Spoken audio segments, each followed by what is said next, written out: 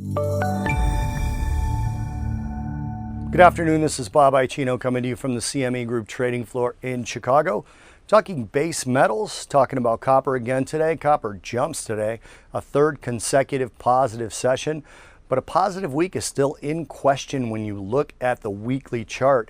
We really have an extended high, an extended low, and the market's still sitting right in the middle of those two price levels. We've got one more day, so we're not sure if we're going to have the first positive week of any sort of note in quite a while. Copper's been in a very steep downtrend, and that third consecutive day helps, finishing the day up 43 basis points, or just under 0.5% at 2.625, going up as high as 2.818, but going down as low as 2.670. So quite a big range there for copper. Very dramatic trading day. We finished nearer to the lows. Those highs came in pretty early in the day.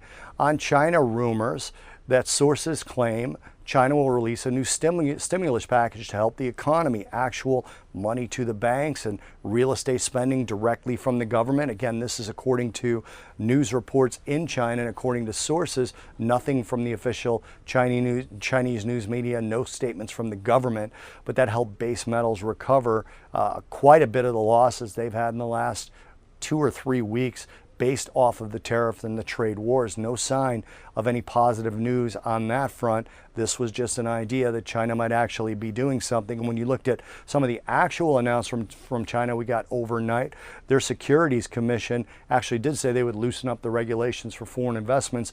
That was almost looked at as sort of an olive branch. Hasn't really developed in anything yet. We'll see next week.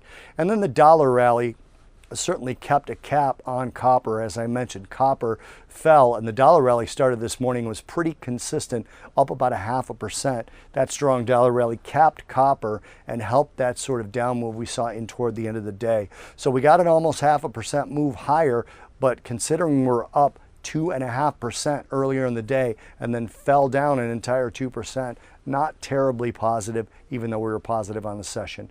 This is Bob Iaccino talking copper futures from the CME Group trading floor in Chicago.